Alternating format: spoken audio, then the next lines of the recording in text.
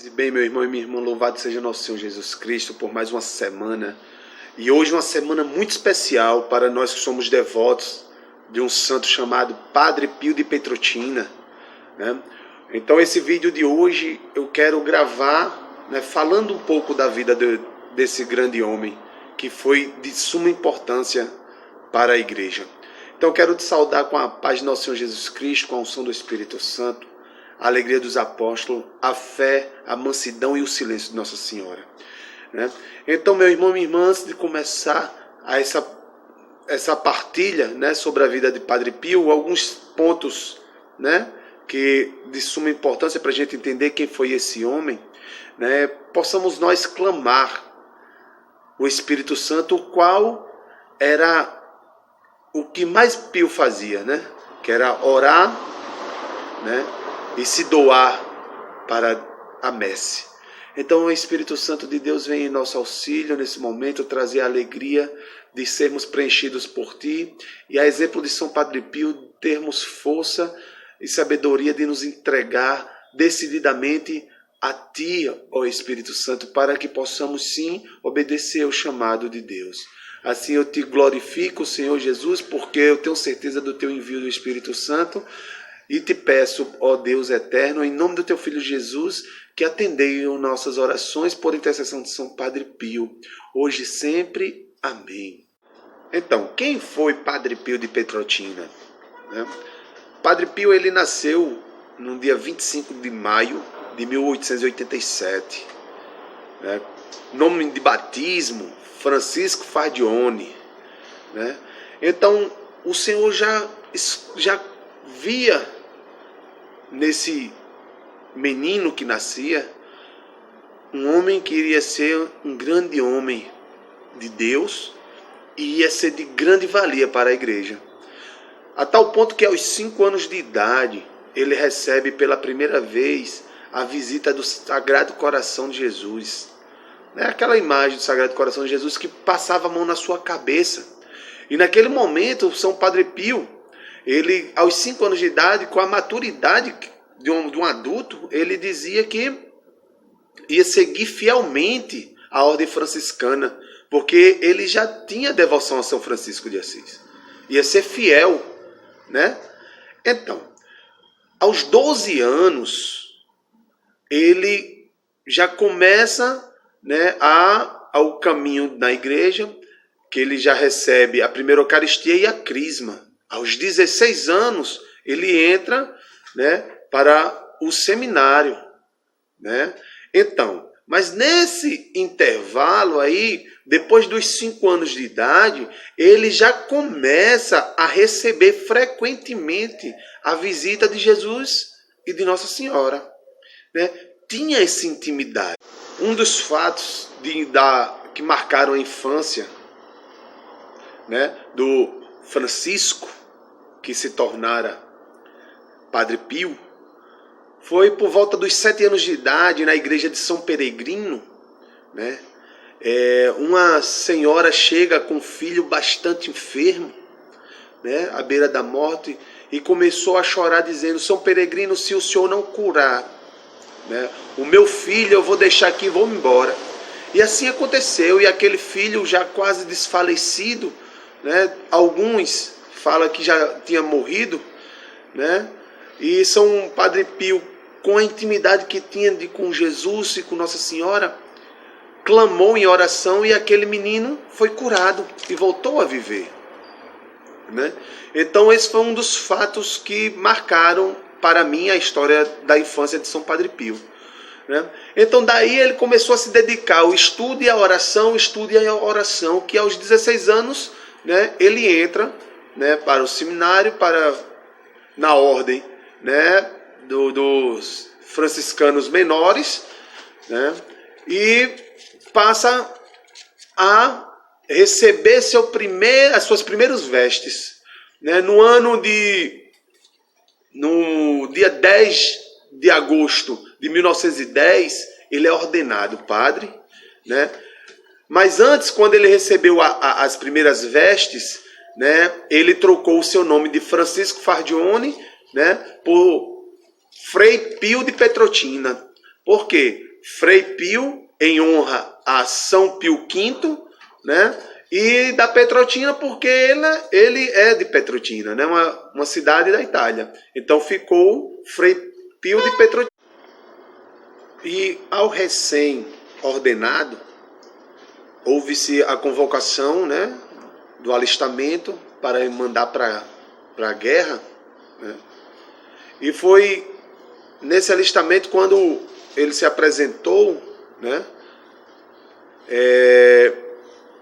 foi diagnosticado com um quadro muito forte de tuberculose. E ele tinha muitos problemas. E o médico que examinou disse que ele não ia durar muito. Então, o Padre Pio, frequentemente, durante esse tempo, né, ele voltava para casa para que sua mãe, né, como ele chamava de Mama Peppa, né, cuidasse dele. E toda vez que ele voltava, sem nenhuma explicação, desaparecia toda aquela doença. No ano de 1918, para ser mais exato, no dia 20 do 9, quando ele volta para lá, para o seminário, né? Ele é enviado para um vilarejo, que vilarejo esse chamado San Giovanni Rotondo, né? Que daí ele já não saiu de lá, a não ser num dos dons extraordinários dele, que era o dom da bilocação, né? Então, quando o Padre Pio voltou para o convento e foi enviado para San Giovanni Rotondo, era um lugar muito pobre, de muita miséria, de muita fome. E ele começou a orar e a perseverar e começou a trabalhar. E um dos dons que ele mais exercia, né, era das curas milagrosas, né, e da palavra de ciência. Ele atendia no confessionário diariamente entre 16 a 18 horas. Ele ficava dentro do confessionário escutando confissões. E muitos procuravam o Padre Pio, né?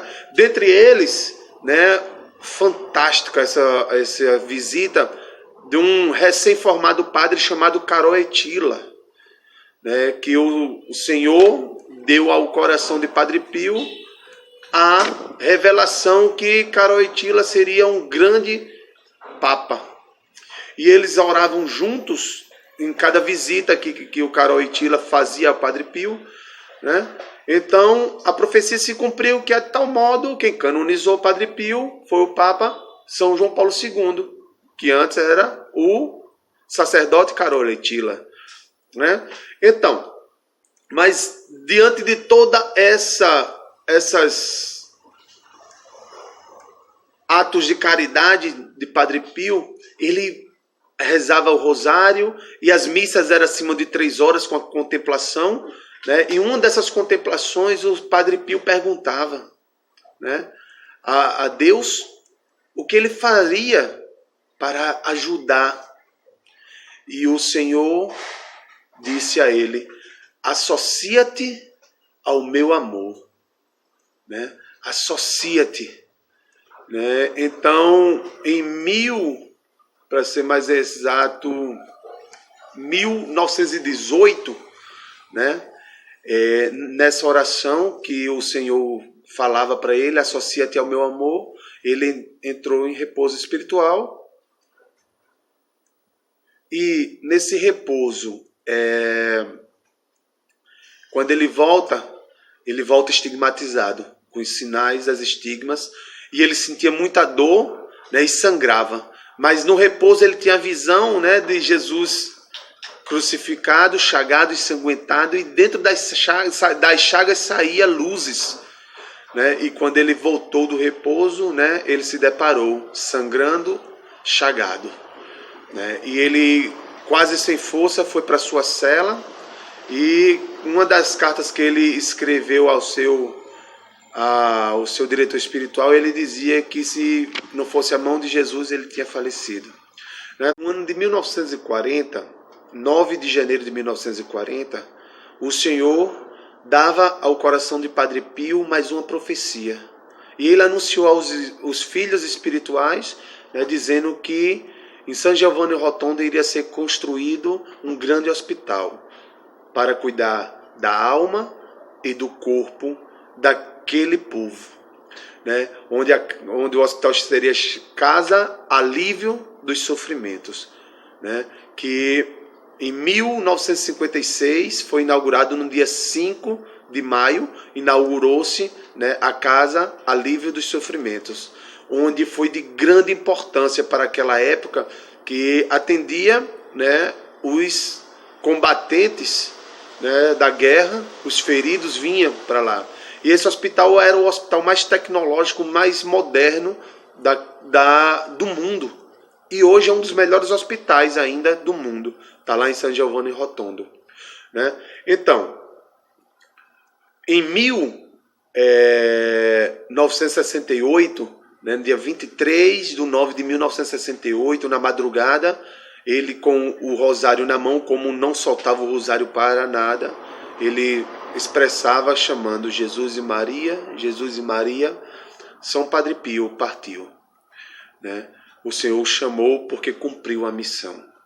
E todos os filhos espirituais, naquele momento, sentia o cheiro de flor de laranjeira, né? E ainda hoje, tem alguns filhos espirituais que recebem esse cheiro quando recorrem à intercessão do santo, São Padre Pio. Em 1999, 2 de maio de 1999, São João Paulo II, né, beatificou, e no dia 16 de junho de 2002, São Padre Pio foi canonizado. E eu conheci a história de Padre Pio há uns 3 anos, e quando eu conheci a história desse santo, eu passei a ser devoto, e depois eu pedi a Deus e pedi a intercessão do santo, e hoje eu me coloco como filho espiritual de São Padre Pio.